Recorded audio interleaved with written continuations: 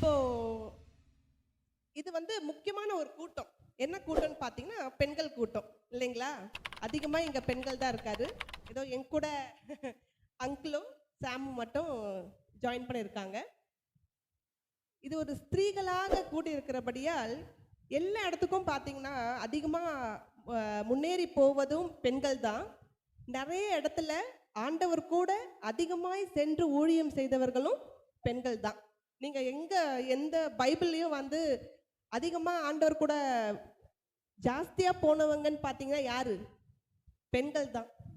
சீஷர்கள் கூட இருந்தாலும் பெண்கள் தான் ரொம்ப அதிகமாக என்ன பண்ணாங்க?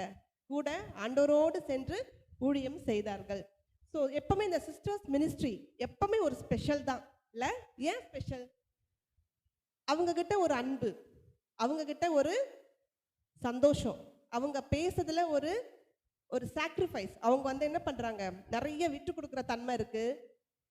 ரொம்ப அன்பா அரவணைக்கிற அந்த ஒரு குணம் பெண்களுக்கு மட்டும்தான் இருக்கு. அது உண்மையாலே இந்த சர்ச்சுக்கும் ஒரு ரொம்ப பெரிய பிளெஸ்ஸிங் தான் நான் நினைப்பேன். எல்லா சபைக்கும் ஒரு பெரிய பிளெஸ்ஸிங் என்னதுன்னா பெண்களோட அரவணைப்பு, அவங்க அவங்களோட கான்ட்ரிபியூஷன் அது ரொம்ப அதிகம் இல்லையா?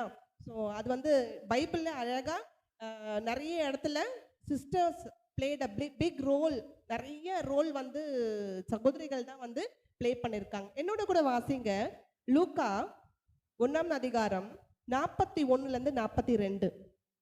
கற்பத்தின் கனி மெயினா மரியாள் வயிற்றில் பிறக்கத்தக்கதாய் ஒரு பெரிய கிருபை. அதோட வேற ஸ்திரீயை தான் யூஸ் பண்ணியிருக்காருல்ல ஆண்டவர். அவங்களோட வயிற்றில் பிறக்கத்தக்கதாக ஒரு பெரிய ஒரு ஸ்லாக்கியம், யாருக்கும் கிடைக்காத ஸ்லாக்கியம், கன்னியின் வயிற்றில் பிறக்கத்தக்கதாய் ஒரு பெரிய கிருபை. இன்னொரு வசனம் கூட வாசிங்க, மத்தேயு 14வது அதிகாரம் 21வது வசனங்கள். ஸ்திரீகளும் பிள்ளைகளும் எவ்வளோ இருந்தாங்கன்னு அங்கே என்ன பண்ணல, குறிப்பிடப்படவில்லை. அங்கே ஜாஸ்தியா யார் தான் இருந்திருப்பாங்கன்னு இதுல இருந்தே தெரியுது. ஜாஸ்தியா ஸ்திரீகள் தான் இருந்திருப்பாங்க கண்டிப்பா இல்லையா? சாப்பிட்டு பெரும் பகுதி மீந்து இருக்கு. எவ்வளோ? 5000 புருஷர்கள் சாப்பிடத்தக்கதாய் அதிகமான ஸ்திரீகள் தான் அந்த இடத்துல இருந்திருக்காங்க. பிள்ளைகளும் ஸ்திரீகளோட இது குறிப்பிடப்படவில்லை. இருந்தாலும் அந்த இடத்துல நம்மளுக்கு கிளீனா நம்மளுக்கு அண்டர்ஸ்டாண்ட் பண்ண முடியுது அது யார் அதிகமா இருந்தாங்கன்னு. ஸ்திரீகள் தான் அதிகமா இருந்தாங்க. ஸோ ஏசப்பா செய்கிற ஒவ்வொரு அற்புதம் செய்யும் போது ஒவ்வொரு இடங்களிலே ஸ்திரீகள் தான் அந்த இடத்துல இருந்திருக்காங்க நம்ம பார்க்கிறோம். ஆண்டவரோட கூட பேதுரு, யோவான், யாக்கோபு இவ்வளோ பேர் இருந்தாலும் ஸ்திரீகள் தான் கூப்பிடாமே பின்னாடி போனவங்க. ஆண்டவர் கூப்பிட்டு தான் சீஷர்கள் பின்னாடி போனாங்க. ஆனா ஸ்திரீகள் என்ன பண்ணல, ஆண்டவர் கூப்பிடாமையே பின்னாடி போனாங்க. இப்ப நம்ம கூட அப்படிதானே, நம்ம கூட யாருமே ரொம்ப ஜாஸ்தியா கூப்பிட்டுருக்க மாட்டாங்க. நம்ம எல்லா விதத்துலயும் நம்ம தான் கூட போய் நிறைய விஷயங்கள்ல வாலண்டியரா போய் நம்ம கலந்துக்கிறோம் இல்ல? ஆண்கள் எல்லாம் போய் கூப்பிட்டு பாருங்க, எனக்கு வேலை இருக்குது, அது இருக்கு, இது இருக்குன்னு சொல்லிட்டு சாக்கு போக்கு சொல்லிட்டு போயிட்டே இருப்பாங்க. ஆனா ஸ்திரீகள் எந்த கூட்டத்திலையும் என்ன பண்ணவே மாட்டாங்க, மிஸ் ஆகவே மாட்டாங்க இல்லைங்களா? ஸோ அந்த இடத்துல போகிறதுக்கு ஸ்திரீகள் தான் இருந்தாங்க. ரொம்ப அதிகமாக பின் சென்றவர்கள் எதுக்காக பின் சென்றார்கள்னா, அநேகம் பேர் பிசாசினால் விடுவிக்கப்பட்டவர்கள், அப்புறம் ரொம்ப அவங்க பின்னாடியே மறவாமல் அவங்கள பின்பற்றவர்கள், இயேசுவால் சுகம் பெற்றவர்கள், இவங்க எல்லாருமே என்ன பண்ணாங்க, இயேசுவின் பின்னால் போக துணிந்தார்கள். பின்னாடியே அவங்க ஏசப்ப பயணம் பட்டு போன எல்லா இடங்களிலும் அவங்க பின்னாடியே தான் அவங்க போனாங்க. ஆஸ்திகளால் நிறைய உதவி செய்தார்கள், நிறைய காணிக்கை கொடுத்தார்கள். அந்த காலத்துல பாத்தீங்கன்னா அவங்களுக்கு பெரிதான ஏதோ ஜாப் எதுவுமே கிடையாது இல்லை. அவங்களுக்கு செய்யறது சின்ன சின்ன கூலி வேலைகளாக இருந்தாலும் நிறைய காணிகளை கொண்டு ஆண்டவரை பரிமாறித்தார்கள். அற்புதங்கள் செய்யும் போது ஆண்டவரோடு கூட அதிகமாய் இருந்தவர்கள். இப்பதான் நிறைய பெண்கள்லாம் டிரைவர்ஸ் ஆயிட்டாங்க, பெரிய பெரிய பதவிகள்ல இருக்கிறாங்க. ஆனா அப்பெல்லாம் அப்படிலாம் எதுவுமே இல்லை. இருந்தாலும் என்ன பண்ணாங்க, அந்த காலத்திலேயே அதிகமா பெண்கள் தான் ஆண்டவர் கூட இருந்து ஊழியம் செய்தார்கள். போகிற இடமெல்லாம் அவங்களோட இடத்துல போய் ஆண்டவரோட கூட இருந்தார்கள். இன்னொரு வசனம் கூட வாசிக்கலாம், மத்தேயு 27வது அதிகாரம் 55வது வசனம். அங்கேயும் கூட பார்த்தீங்கன்னா ஸ்திரீகள் தான் அதிகமாக இருந்தாங்க. அந்த இடத்துல யோவான் இருந்தார், அதுவும் உன்னோட தாய் அப்படின்னு சொல்லிட்டு யோவான் மட்டும்தான் அந்த இடத்துல இருந்தார். மற்றபடி பார்த்தீங்கன்னா ஃபுல்லாக எல்லாமே யாராக இருந்தாங்க, ஸ்திரீகள் தான் இருந்தார்கள். ஏசப்பா கூப்பிடுறாரு நிறைய, அவங்களோட யாக்கோபு பேதுருலாம் கூப்பிடுறாரு, நீ வந்து மீன் பிடிக்கிறனாய், நீ வந்து மனுஷனை பிடிக்கிறனாய் இருப்பாய் சொல்லிட்டு ஆண்டவர் கூப்பிடுறாரு. அவங்களும் பின் செல்றாங்க. ஆனால் அவங்கெல்லாம் கூப்பிட்ட பிறகு தான் போகிறாங்க. ஆனால் கூப்பிடாமையே போகிற ஆட்கள் யாருன்னு பார்த்தீங்கன்னா, அங்கே யார் இருந்தாங்க, ஸ்திரீகள் தான் திரளாய் நின்றிருந்தார்கள். ஸோ அதோட பாக்கியசாலைகள் நம்ம உலகத்தில் வேற எதுவுமே இருக்கவே முடியாதுல்ல. எதுக்குமே பெருசாக கஷ்டப்பட்டு அவங்கள கூப்பிடணும்னு அவசியமே கிடையாது. எல்லா இடத்துலையும் வந்து ஆண்டவரோடு கூட சேர்ந்து அவங்க வந்து எதையுமே எதிர்பார்க்காமல அவங்களோட ஆண்டோடைய ஊழியத்தை கூட இருந்து செய்தார்கள். கூட்டம் பின்னே சென்ன ஆண்கள் கூப்பிட்டதான் வருவாங்க. எங்கே போனாலும் நீங்கள் இப்போ கூட போங்க, ஒரு ட்ராக்ஸ் மினிஸ்ட்ரி எடுத்து செய்யுங்க, இந்த ஊரில் எல்லாரையும் வந்து ஒரு சந்திக்கிறதுக்கு நீங்கள் போங்க, ஆண்கள் வருவாங்களா? யார் ஜாஸ்தியாக எண்ணிக்கைன்னு பார்த்து ஒரு சின்ன ப்ரோக்ராம் ஒன்று நடத்தி பாருங்க, டக்குன்னு யார் ஜாஸ்தியாக வருவா? பெண்கள் தான் வருவாங்க. அவங்க வேலைக்கு போகிறவங்களா கூட இருப்பாங்க. வேலைக்கு போகாதனால வரதெல்லாம் கிடையாது, வேலைக்கு போகிறவங்க கூட வருவாங்க கண்டிப்பாக. எண்ணிக்கைன்னு பார்த்தா அதிகமாக பெண்கள் தான் இருக்காங்க. ஸோ சபை கூட அப்படிதான் இருக்குல்ல. யார் இருக்காங்க? மனவாட்டியாக தான் இருக்காங்க. என்னதான் ஆம்பளைங்க எடுத்து நடத்தினாலும் யார் மனவாட்டி? சபையோட அது கண்டிப்பாக பெண்களாக தான் இருக்கிறோம். ஸோ இந்த என்னோட மெயினாக அந்த விஷயங்கள் நான் சொல்ல வர காரியம் என்னன்னா, ஆண்டவரும் ஸ்திரீகளும் எப்படி வந்து ஸ்திரீகள் ஆண்டவருக்கு எந்த அளவுக்கு ஹெல்ப் பண்ணி, ஸ்திரீகள் மூலியமாய் ஆண்டவர் எப்படி அவருடைய காரியங்கள் அதிசயங்கள் அற்புதங்கள் நடத்துறாருன்ற ஒரு காரியம் தான் நம்ம பார்க்க போகிறோம். நான் இன்னைக்கு ஒரு 4 விஷயங்கள் மட்டும் உங்ககிட்ட நான் சொல்லிட்டு போகிறேன். ஒன்று வந்து என்னன்னு பார்த்தீங்கன்னா, நறுமணத்தை பரப்பினார்கள். இரண்டாவது, நற்சாட்சியை பரப்பினார்கள். அப்புறம் நற்செய்தியை பரப்பினார்கள். அப்புறம் நற்குணங்களை நற்கிரியைகள் மூலியமாய் பரப்பினார்கள். ஃபர்ஸ்ட் என்னன்னு பார்த்தீங்கன்னா, ஸ்ப்ரெட் தி ஃப்ராக்ரன்ஸ். என்னோட கூட வாசிங்க. யோவான் 12:7 வசனம். பார்த்தீங்கன்னா அது ஒரு சின்ன ஒரு பாட்டில் தான். ஆனால் அந்த தைலத்தை ஆண்டவரோட பாதத்தில் தடவும் போது அது எப்படி இருந்துச்சு? நறுமணம் அதிகமாய் வீசுச்சு. எப்படி அது வீச முடியும்? அந்த பாட்டில் உள்ளே இருந்தால் அந்த தைலோட வாசனை அந்த அளவுக்கு பெரிய மகிமையாக நம்மளுக்கு தெரிஞ்சிருக்காது. ஆனால் அது ஆண்டவருடைய பாதத்தில் வந்து தடவும் போது அது என்ன ஆகுதா? நறுமணம் வீசுறதா இருக்குது. நறுமணம் பரப்பினார்கள். அந்த இடத்துல வந்து அந்த மரியாள் வந்து இயேசுவின் மரணத்தை குறித்து அறிவித்த போது அந்த ஒரு தைலத்தை தடவும் போது தான் அந்த இடத்துல அந்த என்ன ஆச்சுங்க, வாசனை அதிகமாய் வந்தது. அந்த வாசனை தவிர்க்கவே முடியாது. இப்போ வாசனை ஒரு சிலர்லாம் பார்த்தீங்கன்னா, அந்த வாசனை காலையில் முகந்திங்கன்னா அந்த வாசனை என்ன ஆகும்னா, நம்ம அப்படியே அந்த சென்ஸில் இருந்துகிட்டே இருக்கும், அந்த வாசனை வந்துக்கிட்டே இருக்கும். நம்ம இந்த இதுலலாம் சாம்பிராணிலாம் போடுறாங்க இல்லையா? சாம்பிராணி போடுற இடத்துல அந்த என்ன ஆகுது, அந்த வாசனை ரொம்ப அதிகமாக வருது. ஒரு சின்ன சின்ன தைலெல்லாம் பார்த்தீங்கன்னா அந்த வாசனை ரொம்ப சூப்பராக இருக்கும் இல்லையா? அந்த தைல வாசனை தலை வலிக்குதோ இல்லையோ, என் ஃப்ரெண்டு ஒருத்தர் இருக்கா, தலை வலிக்குதோ இல்லையோ சும்மாவே தைலத்தை எடுத்து பூசிப்பா. ஸோ அந்த ஒரு ஸ்மெல்லு, அந்த ஒரு நறுமணம், அது வந்து வாசனை அடித்தாலே ஒரு சந்தோஷம்தான். அதை தடவுனா இன்னும் அதிகமாக அந்த குணமாகிற ஒரு சூழ்நிலை உருவாகுது. ஸோ அந்த மாதிரி அந்த தைலத்தை கொண்டு பூசும்போது நறுமணம் அந்த இடத்துல என்ன ஆச்சுங்க, வீசிற்று. நறுமணம் அதிகமாய் பரப்பினது. அதே மாதிரி தான் ஆண்டவர் அந்த நறுமணத்தை நம்மளை கொண்டு அந்த ஒரு சாட்சியை, அந்த ஒரு நறுமணம் என்கிற அந்த ஒரு சுவிசேஷத்தை பரப்ப அந்த இடத்துல அந்த தைலம் உதவியாக இருந்தது. ஸோ அந்த ஆண்டோடைய பாதத்தில் பட்ட உடனே அந்த ஒரு வாசனை ரொம்ப அந்த இடத்துல இருக்க முடியாத அளவுக்கு அவ்வளோ ஒரு பெரிய அதிக வாசனையாக இருந்தது. நிறைய இப்போ வீட்டிலலாம் பார்த்தீங்கன்னா ஆண்கள் வந்து வேலைக்கு போயிடுவாங்க. வீட்டில் பெண்கள் இருக்கும்போது அதிகமாக அவங்க தான் ஜாஸ்தியாக இருப்பாங்க. அந்த இடத்துல வந்து ஏதாவது ஒரு அனுசரணையாய் யாருக்காவது இருக்கணும்னு பார்த்தீங்கன்னா யார் அதிகமாக இருப்பா? அனுசரணையாய் பெண்கள் தான் இருப்பாங்க. ஸோ அந்த மாதிரி ஏதாவது ஒரு தடம்னா கூட யார் நம்மளை கேட்பாங்க? அதிகமாக வீட்டில் ஒய்ஃப் தான் போய் என்ன பண்ணுவாங்க, ஏதாவது ஒன்று தடவி விடுவாங்க. ஸோ அந்த மாதிரி அந்த ஒரு விஷயம், அந்த ஒரு இடத்துல அந்த ஆண்களை எவ்வளோ பேர் இருந்தாலும் அந்த இடத்துல யார் முன் வந்தாங்க? தைலத்தை தடவை பெண் தான் முன் வந்தாள். ஸோ அந்த ஒரு வாசனை யாராலும் தடுக்க முடியாது. எவ்வளோ பெரிய ஒரு டிஸ்டன்ஸ்ல இருந்தாலும் அந்த வாசனை என்ன பண்ண முடியாது? கண்டிப்பா தடுக்கவே முடியாது.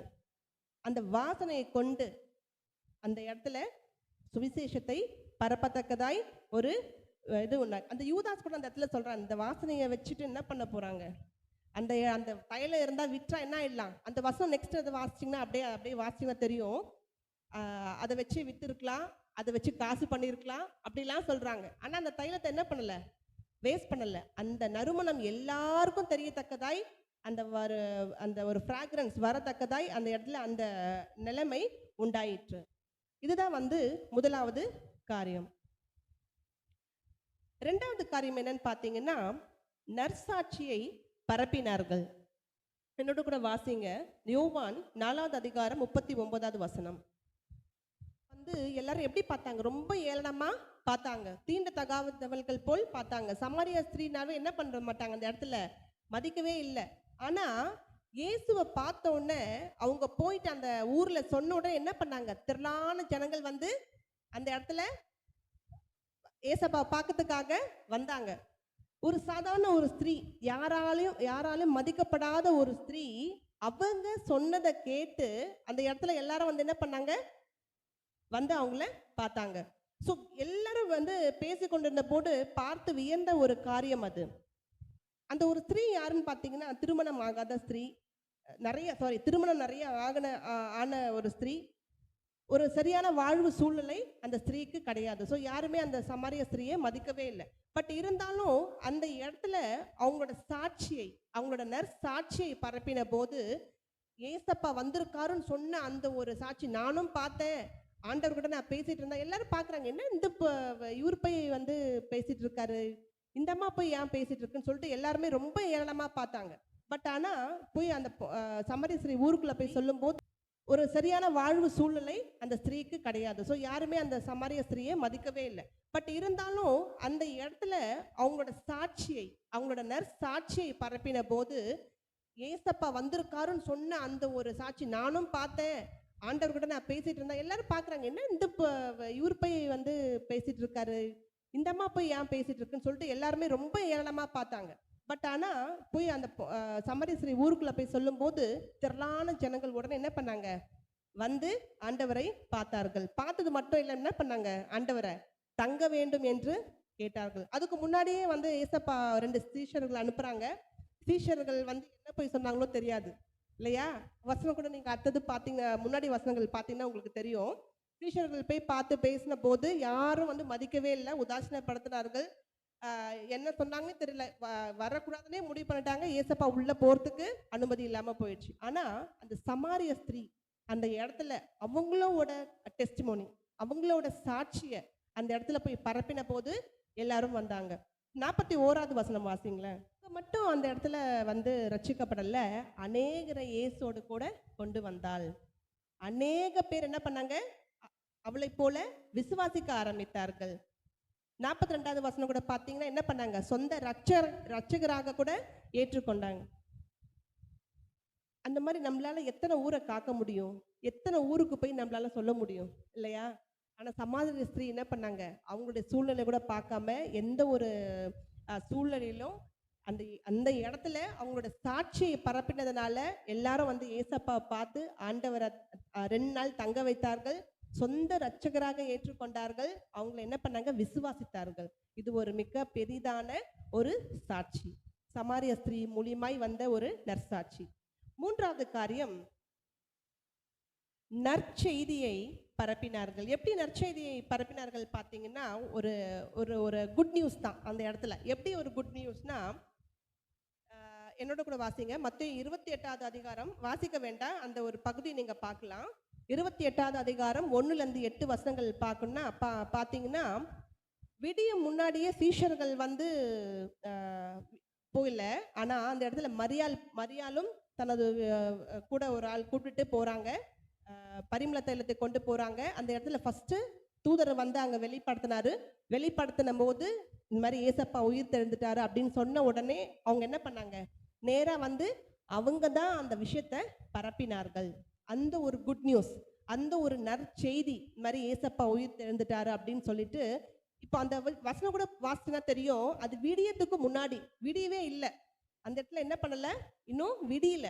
விடியத்துக்கு முன்னாடியே தூதர் தோன்றி அந்த இடத்துல என்ன பண்ணாங்க, வெளிப்பட்டு ஏசப்பா உயிர் தெழுந்த விஷயத்த சொல்றாங்க. ஸ்திரீகளும் தைரியம் உள்ளவர்களாய் அந்த இடத்துல அவங்க பார்த்துட்டு பயந்து போய் உட்காந்து இருந்தாங்க. பயந்து போய் உட்காந்துருக்கலாம்ல, ஆனா அவங்க பயந்தாங்களா அந்த இடத்துல?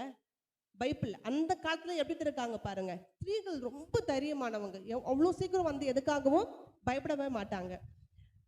யாருக்கெல்லாம் இங்க பாம்பு பார்த்தா பயம்? கண்டிப்பா எல்லாருக்கும் பயம் இல்ல. ஒருத்தர் தான் கை தூக்குறாங்க. எல்லாருமே பாம்பு அடிப்பீங்களோ? பாம்பு அடிக்கிறதுக்கும் ஒரு பெரிய ஒரு இது வேணும். எங்க அம்மாலாம் பார்த்தீங்கன்னா ஊர்ல எல்லாம் பாம்பு அடிக்க கூப்பிடணும்னா எங்க அம்மா தான் வந்து கூப்பிடுவாங்க. எங்க அம்மா நல்ல பாம்புன்னு பார்க்க மாட்டாங்க, சார பாம்புன்னு பார்க்க மாட்டாங்க. நல்ல பாம்பு படம் எடுத்துட்டு இருக்கோம், அப்பயும் எங்க அம்மா போய் அடிப்பாங்க. எங்க பாட்டி அடிப்பாங்க, எங்க பக்கத்துல இருக்கவங்கள கூட அடிப்பாங்க. ஸோ அவ்வளோ ஒரு தைரியம் உள்ளவர்கள். ஆம்பளைங்க ஒரு சில டைம்ல பயந்துருவாங்க, ஒரு சில சூழ்நிலைகள் என்ன பண்ணிவிடுவாங்க, பயந்துருவாங்க. ஆனால் பெண்கள் என்ன பண்றது இல்லை, எதுக்காகவும் பயப்படுறதில்ல. பயப்படாம வாயாடுறத பத்தி நான் சொல்லலை, பயப்படாமல் அந்த சூழ்நிலையை என்ன பண்ண முடியும், மேற்கொண்டு வரத்தக்கதாய் அந்த ஸ்திரீக்கு இருட்டிலே சென்று என்ன பண்ணாங்க, தைரியம் உள்ளவர்களாய் போய் அந்த நற்செய்தியை அறிவித்தார்கள். ஆண்கள்லாம் ஒய்ஃப் இறந்த பிறகு எப்படி ஃபீல் பண்ணுவாங்கன்னு நீங்க நினைக்கிறீங்க? ஆண்கள் இல்லாம மனைவி வாழ்ந்துருவாங்க, ஆனா ஒய்ஃப் இல்லாம ஆண்களால வாழ முடியுமா? அவங்களோட டெத்துக்கு அப்புறம் முடியுமா? எத்தனை பேர் என்னோட கூட ஒத்துக்கிறீங்க வாழ முடியும் அப்படின்ட்டு? கண்டிப்பா முடியாது இல்ல. ஏன்னா தைரியமா ஒரு ஸ்திரீயால தனியா உலகத்துல வாழ முடியும், ஆனா என்ன பண்ண முடியாது, ஒரு ஒரு ஆணால அவங்க ஒய்ஃப் இல்லாம கண்டிப்பா வாழ்றது ரொம்ப கஷ்டம்தான். நான் என்னோட தனிப்பட்ட வாழ்க்கையில நான் நிறைய பேரை பார்த்துருக்கேன், ஒரு ஆணால கண்டிப்பா ஒரு காரியம்தான்.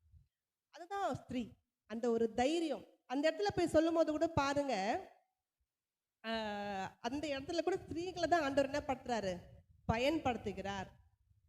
கடல் மேல நடக்கிறத பார்த்து நிறைய பேர் பயப்படுறாங்க, பேயின்னு சொல்லிட்டு எல்லாம் பயப்பட்டாங்க. யாரு யாரு எல்லாரும் பயந்தாங்க. ஆனா வந்து என்ன பண்ணல, ஸ்திரீகள் பயப்படவில்லை. படை வீரர்களுக்கு போய் சொல்றாங்க, இந்த மாதிரி ஆண்டவர் உயிர் இதெல்லாம் வச்சிருக்காங்க, ஈட்டி கோல் எல்லாம் வச்சிருக்காங்க. அவங்களும் என்ன பண்ணிட்டாங்க, செத்தவர்கள் போல மாறினார்கள். அந்த வசனம் கூட வாசிங்க, அது உங்களுக்கு அதை பார்த்தா தெரியும். மத்தேயு 28 3வது வசனமும் 5வது வசனமும் வாசிங்க. தூதர் அந்த அந்த வஸ்திரங்களை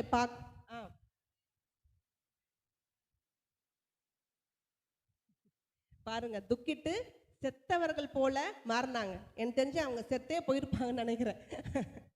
அந்த அளவுக்கு செத்து பொழைச்சிருக்காங்கன்னு சொல்லுவாங்க பார்த்தீங்களா, அந்த மாதிரி அந்த இடத்துல அவங்க என்ன பண்ணியிருப்பாங்க, செத்துருப்பாங்க. அவங்கெல்லாம் யாரா, படை வீரர்கள். படை வீரர்கள்லாம் எப்படி இருக்கணும், செக்யூரிட்டிலாம் பார்த்து திருட வந்தால் பயந்து ஓடுறவங்களா இருப்பாங்களா? கண்டிப்பாக என்ன பண்ணுவாங்க, எதிர்த்து போராடுவாங்க. ஆனால் அந்த இடத்துல அந்த செய்தியை கேட்டு அவரை பார்த்து என்ன பண்ணுறாங்க, அந்த இடத்துல ரொம்ப பயந்து செத்தவர்கள் போல் ஆனார்கள்.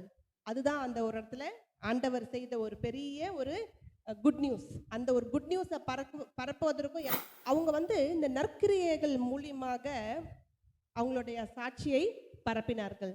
நற்கிரியைனா என்னது, நல்லது செய்யறது. அந்த இடத்துல அவங்க என்ன நல்லது செஞ்சாங்க, துணிகளை தைத்து எல்லாருக்கும் உதவி செஞ்சாங்க. யாருக்கெல்லாம் இல்லையோ அவங்களுக்கெல்லாம் வந்து என்ன பண்ணாங்க, உதவி செய்தார்கள்.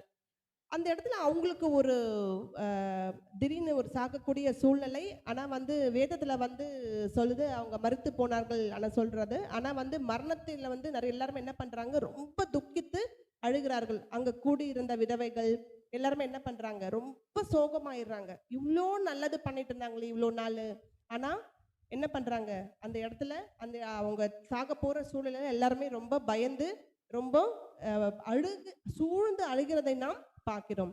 சீஷி அப்படின்றது வந்து பைபிள்ல வாசிக்கிறோம்னா, அந்த சீஷர்கள் நீங்க கேள்விப்பட்டிருப்பீங்க. அந்த இடத்துல ஆண்டவர் அவங்களை யாருன்னு சொல்றாரு, சீஷி அப்படின்னு சொல்றாரு. ஸோ ஸ்திரீகள் மூலியமாய் சுவிசேஷத்தை அறிவிக்க சபைகள் வளரணும்.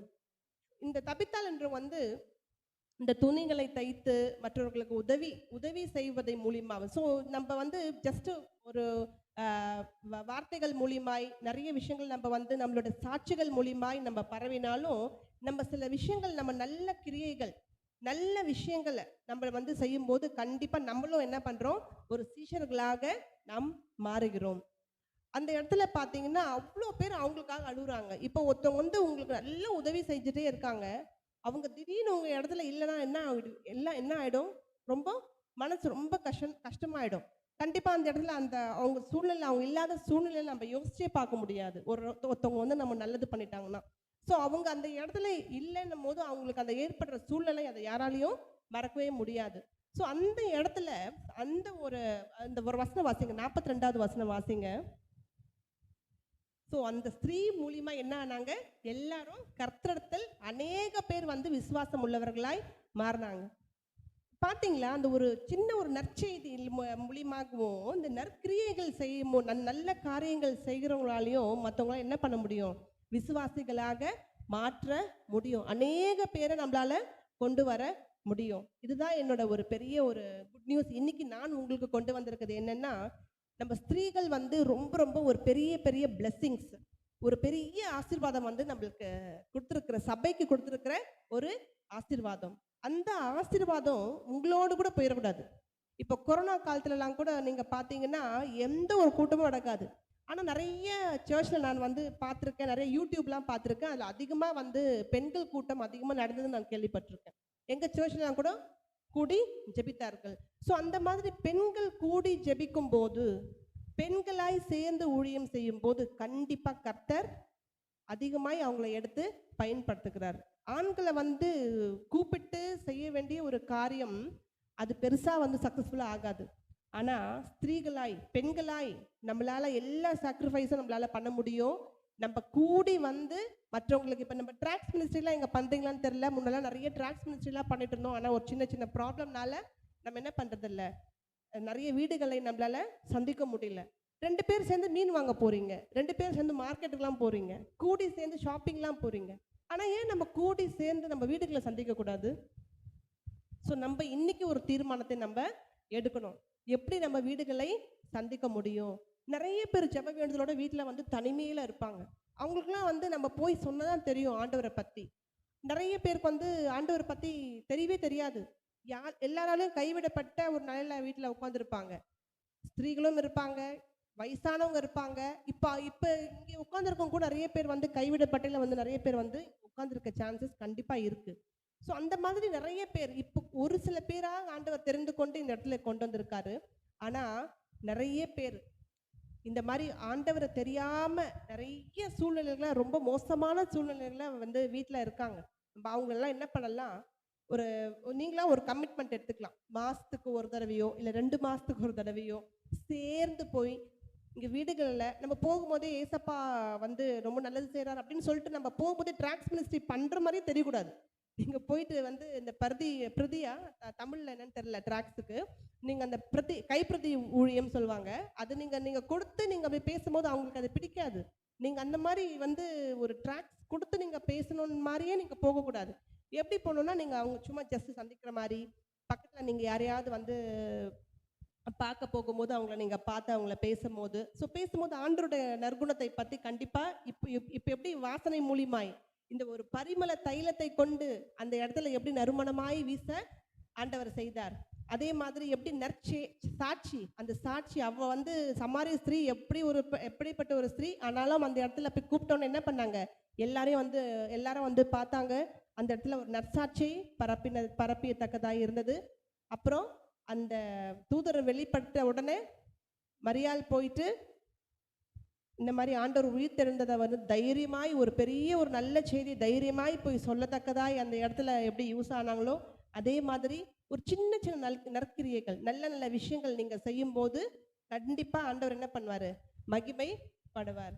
ஸோ ஒரு 2 பேர் இல்லை ஒரு 3 பேர் மாத்திரம் நீங்க அந்த மாதிரி ஒரு மனசுல நீங்க ஒரு வைராக்கியத்தை சும்மா இங்க நம்ம கேட்டுட்டோம் விட்டுட்டோம் அப்படின்ற மாதிரி இல்லாம நம்ம என்ன பண்ணணும், நம்ம இது ஒரு பெரிய ஒரு சேலஞ்சிங்கா எடுத்து ஸ்திரீகளாய் எல்லாருமே கூடி மொத்தமா குரூப்பா போனீங்கன்னா கண்டிப்பா யாரும் வந்து அதை அக்செப்ட் பண்ணிக்க மாட்டாங்க. ஆனா ஜஸ்ட் ஒரு 2 பேரோ இல்லை ஒரு 3 பேரோ ஜஸ்ட் கடைக்கு போற மாதிரி நீங்க போயிட்டு எல்லாருமே நீங்க பார்த்து யாராவது கஷ்டத்துல இருக்கும் போது அவங்களுக்காக நீங்க அங்கேயே ஜெபம் பண்ண வேண்டாம். என்னாச்சு ஏதாச்சுன்னு ஒரு ஆறுதல் சொல்றதுக்கு இப்பெல்லாம் கவுன்சிலிங் இல்லாம நிறைய பேர் இருக்காங்க. ஏதாவது சொல்லி அவங்களுக்கு வந்து எதுவுமே செய்ய முடியாத காரியங்கள் நிறைய இருக்கும், கவுன்சிலிங் பண்ண முடியாம இருக்கும். அந்த மாதிரி இடத்துல உங்களை கொண்டு கூட ஆண்டவர் என்ன பண்ணுவாரு, பயன்படுத்துவார். நம்மளோட பேச்சு ரொம்ப சுகமா இருக்கும், உங்களுக்கு ஆறுதலா இருக்கும்.